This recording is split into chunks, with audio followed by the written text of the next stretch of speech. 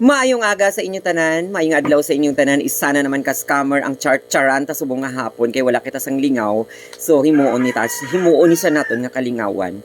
Kay sang ligad nga si Manny may nag-char-char na naman sa ako, nag-text na naman, nag-chat-chat na naman sa ako, nagpakilala sa pangalan nga John Alex. Babayi ni siya. Isa ko na siya kay isa na naman kuno siya kasundalo nga nagatrabaho sa Syria kay naka-confiscate na naman siya sang kwarta nga milyones kay ako man ko nang iya nga future husband ginpadala niya sa ako ng package.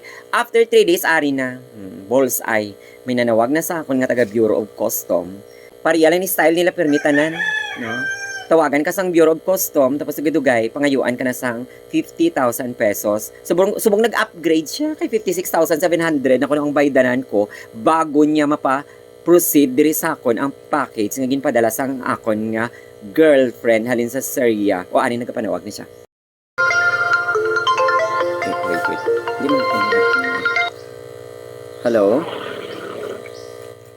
Yes, hello. Good afternoon. Yes, ma'am. Pa-double check lang po ako dun sa number. Okay, Mr. Alimar. Po?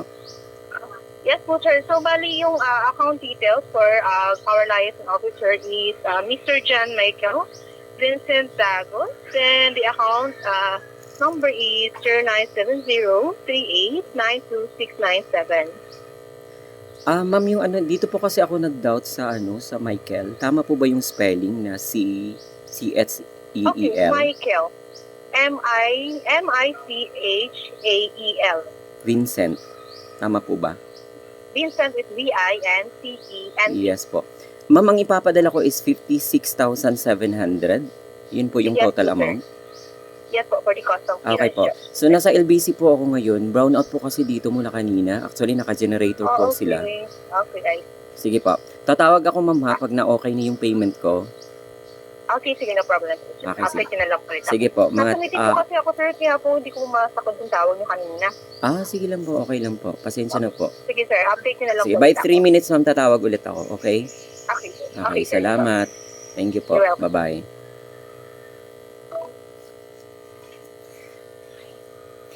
So, after 3 minutes, na-Gcash na natin yung pera. Tawagan natin siya liwat. Kaya napadala na natin ng kwarta. Pili.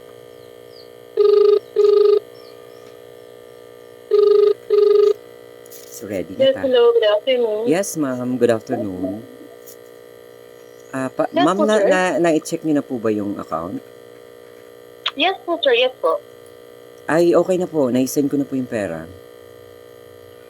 Okay, sorry, yung settlement ko po for the 56,700. 56,700 po.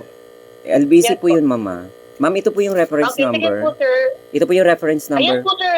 Check niyo pa. Send niyo po yung reference number para po ma-verify din po namin, sir. Yes po, ito. Hindi pa pwedeng babasahin ko na lang. Okay, sir, sige po. Sige. Ano ko na lang 101 po. I write 101 10. 101 2996. Tumawag siya baka. Okay, wait. Yes po. Yes, sir. Sorry, sir. Okay. Okay po, sir, pakidikit. 101 2996 2996 483015. 483015. Yes po. Okay, sir. Tapos Sige po, sir, ang nakalagay po kasi dito sa taas sa sige po, yun po. Sorry, sir. Okay na po yun po. 101 2996 483015. 483015. Okay, sige po, sir. I'll check and verify your payment po. Then, pakiwait na lang po, sir, ng notification regarding with the confirmation. Then, also for the update of the delivery. Ma'am, pakitawagan po ako pag okay na po kasi hindi pa po ako Yes po, sir. Yes hindi pa po. po ako lumalabas ng LBC. Aantayin ko po. Okay, sir. No problem po. Thank you, sir. Okay po. Pakiwait lang po, sir, mga after a minute lang po. Okay po, sige po, sige po. Salamat po.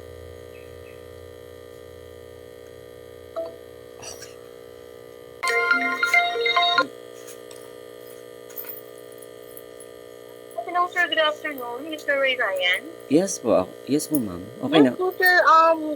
Regarding with the payment, sir, sir, double check niyo po kaya yung account number kasi Upon checking po sa finance po namin is according to the liaison officer, wala po kasing nagre-reflect na payment po, sir. Wala ba? Wala po, sir. Pero tama po yung number. Double check natin yung number, ma'am, ha? 1012996483015. I mean the GCash account number po, sir. Yes po, yun po yung yung Meron po kayong receipt po, sir. Maybe we can send it through our email po para po ma-check po natin kung sa correct po ba yung... email. Wala po ba kayong messenger? We have email po, sir, for company email po. Kaso hindi ako makapag-email ngayon kasi naka-free data ako. Kailangan ko munang umuwi ng bahay bago po ako makapag-email kasi wala po akong data. Kasi po, sir, wala po talaga nagre-reflect. Kasi kung meron man po, we're going to notify you and also with our life officer, siya naman po nagko-concern ng payment. So, but unfortunately, even we check the reference number, hindi po siya, wala po siyang record po. Pero ito po talaga yung receiver, mama, si John Michael, ah. Yes po, John Michael Vincent Dago. Ah, So, yung okay. account number is 0970-3892-697.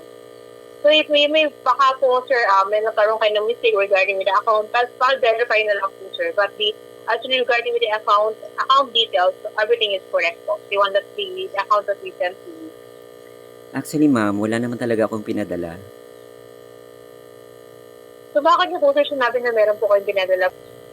Actually, sir, you're supposed to be the one who's going to get it cleared off because the package that we have received here is under diplomatic services, sir. Ma'am, So, we can kahit to itapon niyo sa dagat yung package na sinasabi niyo, wala akong pakialam. Ang importante ho, nakuha ko yung pangalan ninyo, yung GCash number ninyo. Pwede kong i-report sa actually, NBI. sir, we don't have anything to clear off kasi Pero hindi although kayo the natatakot, work ha. all the work that we're doing here is legit, sir. Ay nako, So, wag mo anything akong na meron wag mo pong, akong problem paandaran. or any niceties or any what do you call it, any illegal things that is Sige, going on here. O, sige, ayusin mo pa.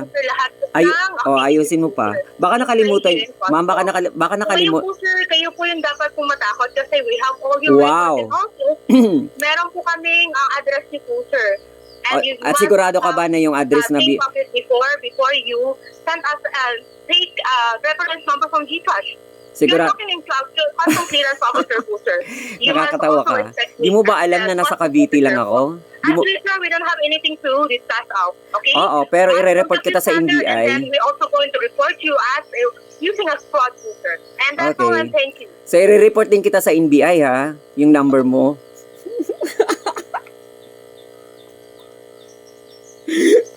Okay na to.